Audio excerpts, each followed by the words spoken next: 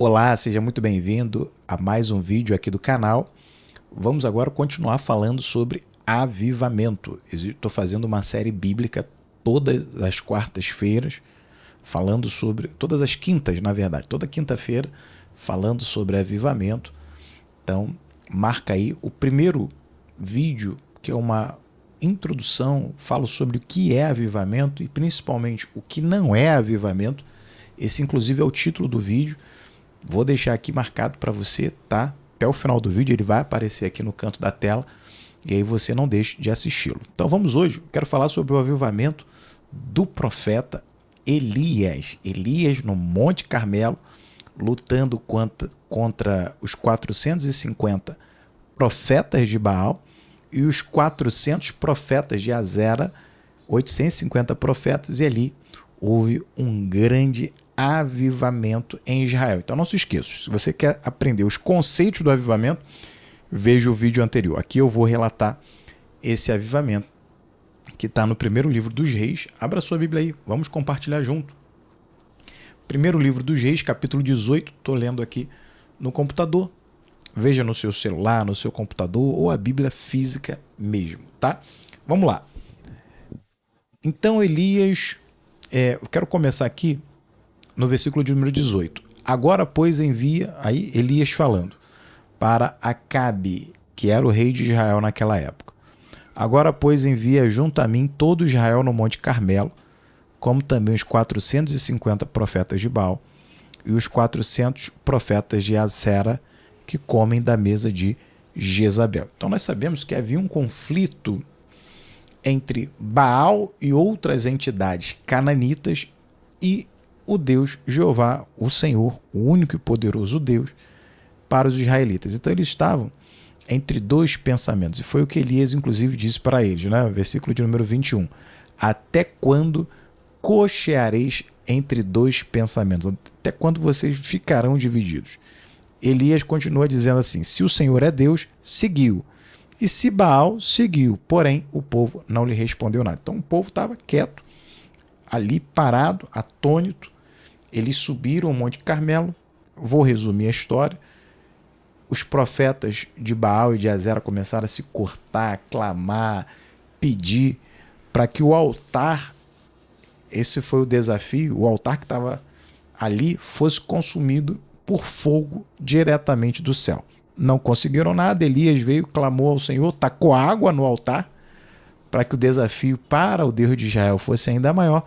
E Deus veio e mandou fogo do céu que consumiu, né, tomou todo aquele sacrifício. E aí, obviamente, Deus é que foi considerado o verdadeiro Deus, até porque não poderia ser diferente. E aqui, continuando mais um pouco para frente, eu quero ler com você o versículo de número 18, 37, melhor dizendo, capítulo 18, versículo 37, e a oração de Elias.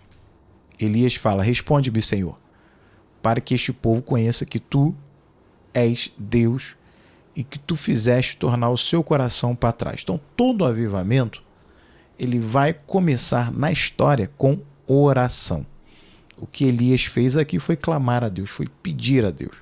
E o que é interessante é que no avivamento de Elias, não importa a circunstância, ele estava confrontando com os profetas de Baal e de Azera, ele estava ali num desafio, ele estava cercado por uma multidão, mas mesmo assim ele encontrou um tempo para orar. Então, isso é interessante para a gente, deve ficar de alerta para cada um de nós. A oração faz parte do avivamento. Não existe avivamento sem oração. E aí, versículo 38, eu já contei, o fogo caiu, Deus respondeu. Todo avivamento é uma resposta de oração. Então, se você quer ser avivado, ore ao Senhor, clame a Deus e tenha certeza que Ele vai responder. Elias clamou, Deus respondeu. Elias pediu, Deus mandou a resposta. E aí no versículo 39, o povo, então, que estava entre aqueles dois pensamentos, estava quieto até aquele momento, tomou uma atitude. Olha o que diz. O que vendo todo o povo caiu sobre os seus rostos e disse: só o Senhor é Deus, só o Senhor é Deus. Então o avivamento, ele vai produzir aqui, como aconteceu com o avivamento de Elias, que o povo então toma uma decisão, o avivamento produz atitude, eles estavam parados antes de acontecer aquele milagre. Mas quando acontece, eles vão ser avivados, não porque eles estão apenas vendo o milagre, mas porque o avivamento vai produzir nele, vai gerar nele uma atitude de fé. E qual é a atitude? De acreditar, de ver, de ficar exclamando, ficar maravilhado com aquele milagre, aquele sobrenatural que aconteceu? Não. Eles vão dizer: só o Senhor é Deus, só o Senhor é Deus. E essa palavra tem uma importância quando a gente analisa todo o contexto. Por isso que eu li outros versículos aqui com você e eu recomendo, leia todo o capítulo. Porque eles respondem aquilo que eles não tinham respondido a Elias num primeiro momento. Se antes eles estavam incrédulos, se antes eles estavam sem decidir, agora eles decidem. E decidem por quem? Por Deus. Tanto que a palavra é clara, que sai da boca deles: só o Senhor é Deus. Só o Senhor é Deus. Ou seja, eu não quero Baal, eu não quero Azera, eu escolho Deus. O avivamento, ele precisa gerar em nós, e não só precisa, como ele gera. Ou seja, quando isso não acontece, não é avivamento, pode ser qualquer coisa, menos avivamento, ele precisa gerar atitude de arrependimento, de escolha, de decisão. Então, a indecisão, a incredulidade, aquele pensamento: será que eu vou, será que eu não vou? É porque não há avivamento. Quando o avivamento chega, a pessoa decide. É o que aconteceu aqui com esse povo. Quando a resposta de Deus veio, ela gerou um avivamento, ou seja, gerou um quebrantamento. Veja, todo o povo, eles caem. Essa é a produção do avivamento. Faz você se curvar diante de Deus. Faz você se humilhar diante do Senhor. E aí você alcança, com a sua humilhação, você alcança o favor do Senhor. E a questão aqui não é só um ato, não é só um medo, não. É uma opção, uma escolha livre. Essa atitude vai transformar a vida de Israel nesse período. Então o avivamento, ele vai gerar aquele impacto. E o avivamento, ele não vem só através de um fogo cair do céu. Nada disso. O avivamento, ele pode ser qualquer situação vinda direto de Deus para gerar esse quebrantamento, esse arrependimento, a mudança de atitude na vida da pessoa. E que mudança de atitude é essa?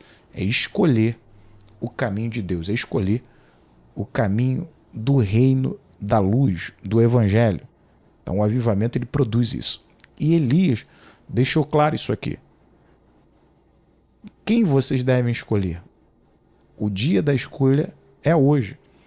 Então, às vezes, Deus vai levantar profetas como Elias para gerar esse ponto de inflexão. Deus, ele conduziu Elias, Elias conduziu o povo para onde? Para o Monte Carmelo, para um lugar de desafio. Às vezes a gente fica, né, emparedado. A circunstância da vida, a situação da vida nos deixa: não, agora eu tenho que tomar uma decisão. Às vezes Deus faz isso conosco. O avivamento faz isso com a gente. Nos leva ao lugar da tomada de decisão. Nos leva ao Monte Carmelo. Então, fica aqui essa reflexão sobre o avivamento de Elias, e que você também possa ser avivado a cada dia. Não se esqueça, por favor, nos ajude se inscrevendo no canal, dá aquele likezinho lá, né? Coloca ali o seu gostei, coloca o seu comentário. Quero fazer até uma oração por aqueles que estão mandando sempre. Pessoas estão mandando sempre seus comentários. Então eu quero fazer agora aqui uma oração pelo Júlio Ponte, mandou aqui o comentário para toda a sua família: Antônia, Jordânia, Zaqueu, Nani, Roberto, Kátia, Rodrigo, Fran, Lloyd, Ezequias, Zumira, Flávia, Crisma, Benedita, Isabel, Valdemir, Nati, Regimira, Vanessa, Valdemir, Ângela, Ronaldo, Lê, Maristela e Eliseu. Senhor, o Senhor abençoe toda a família aqui do Júlio Pontes, todos esses conhecidos, familiares, amigos. Abençoa também quem está nos vendo e que o verdadeiro avivamento chegue na vida de cada um. Em nome de Cristo Jesus. Amém e amém. Que Deus te abençoe sempre.